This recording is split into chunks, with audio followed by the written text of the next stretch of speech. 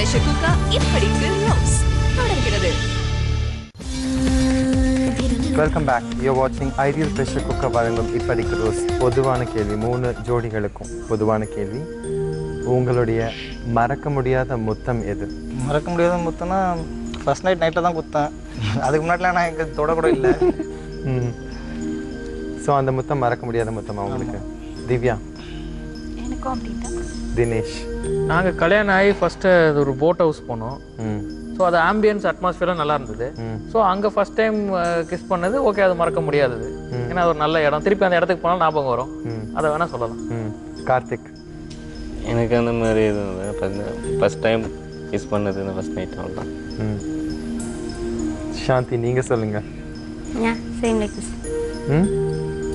அவங்க வீட்டு அந்த இடம் தான். அது திருப்பி போய் அவங்க இப்போ ஊருக்கு போனோம்னா அந்த நாங்கள் பேசிக்குவோம். That's all. அந்த இடம் தான். பொதுவாகவே ஒரு புது மாப்பிள்ளை அப்படின்னா அவங்களுடைய அந்த பொண்ணோட வீட்டுக்கு போகும்போது ஒரு கெத்து காமிப்பாங்க. இந்த மாப்பிள்ளை முறுக்குன்னு அதை சொல்லுவாங்க இல்லையா? அது வர்றதே ஒரு முறுக்கு தான். எப்படி காட்டுவீங்க அந்த முறுக்கை? முறுக்கு ஒன்றும் காட்ட வேணாம், சும்மா வந்தாலே எல்லாம் முறுக்கிக்குவாங்க.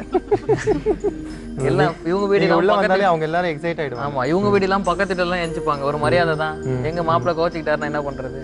அதான் அது வந்து எப்படி இருந்தது உங்களுக்கு அது அந்த மாதிரி பார்க்கும்போது? நமக்கு ஒரு ஸ்பெஷல் மரியாதை. ஸ்பெஷல் தான். தோசை போட்டா முட்டை தோசை தான், குடிச்சா ரோஸ் மில்க் தான். 3 பெண்கள் கிட்டயும் நான் கேட்க விரும்புறேன். முதல் முறையா உங்க கணவர் சுருக்குன்னு கோவப்பட்டாரா? எப்ப கோவப்பட்டார்? ஃபர்ஸ்ட் கோவப்பட்டோன்னே கஷ்டமா தான் இருந்துச்சு. அழுதிங்களா? பயந்துட்டீங்களா? ஆமா, நான் கொஞ்சம் அப்படிதான். கொஞ்சம் இவங்க ஏதாவது செஞ்சாலே எனக்கு வேற எந்த வேலையும் ஓடாது. அழுதுட்டீங்களா அப்போ? ஆமா. என்ன விஷயத்துக்கு கோவப்பட்டாரு? நான் வந்து ரொம்ப அப்படியே ஆர்கனைஸ்டா இது இங்கே தான் இருக்கணும், இந்த திங்ஸ் அது அங்கே தான் இருக்கணும் அப்படின்ட்டு எனக்கு என்னோட பிராட்டப் அப்படி. இவங்க வந்து கொஞ்சம் ரொம்ப அப்படிலாம் வச்சுக்க மாட்டாங்க. அதே மாதிரி ஃபேன் லைட் போட்டு ஆஃப் பண்ண மாட்டாங்க. அதெல்லாம் திருப்பி திருப்பி சொன்னா கோவம் வந்து இப்போ என்ன இப்போ இப்படி இருந்தா என்ன அப்படின்னு சொல்லி ரொம்ப எப்படி கோச்சுப்பாரு? ஒரு சவுண்டு தான். அந்த சவுண்ட் எங்க விட்டு காட்டுங்க. அப்படி சொல்லும்போது உங்களுக்கு எப்படி இருக்கும்? அந்த ஒரு நிமிஷம் ஒண்ணுமே புரியாது. சோ கோவப்படும் போது நீங்க அழுதுட்டீங்க. ஆமா. அதுக்கப்புறம் திருப்பி அவங்க தான் சமாதானப்படுத்துவாங்க. எப்படி சமாதானப்படுத்துவாரு? சரி, அந்த நேரத்துக்கு ஏதோ சொல்லிட்டேன், இனிமே பாத்துக்கிறேன் அப்படின்னு கொஞ்சம் அடுத்த வேலை நடக்கணும்ல. பூவா எல்லாம் இருக்குல்ல. சாந்தி நீங்க சொல்லுங்க, எப்படி கோவப்பட்டார் முதல் முறையா? கோவம் வரும்னு நினைக்கவே இருந்து பார்த்தா சாஃப்டா இருக்காரு, கோவமே வராது அப்படின்னு தான் நினைச்சிட்டு இருந்தேன் நானும். அப்புறம் ஒரு நாள் எதுக்கு ரீசன் ஞாபகம் இல்லை, சடனா பயங்கரமா கோவம் வந்துச்சு.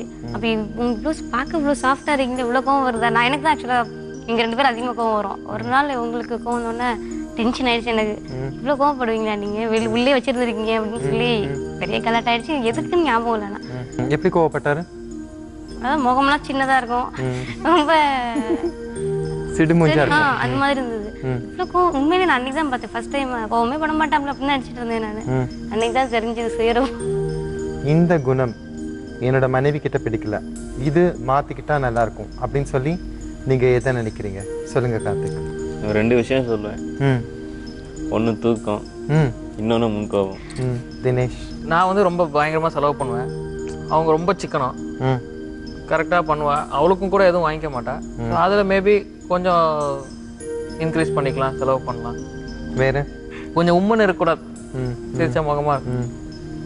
அவ்வளோதான். சிரிச்ச முகமாக இருக்கணும், நல்ல வார்த்தை. ஓகே, நீங்க சொல்லுங்க. இல்லை, நான் ஆக்சுவலாக அவங்க அம்மா வீட்டிலேருந்து கூட்டின்னு வர மாதிரி சொன்னேன். வீட்டுக்கு வந்தால் சிரிச்சுன்னு மகர்ந்த மூலமாக இருந்துட்டு இன்னும் அந்த வீட்டோடைய சோகத்தையே வச்சுக்கின்னு அப்படியே முன்னுக்குது.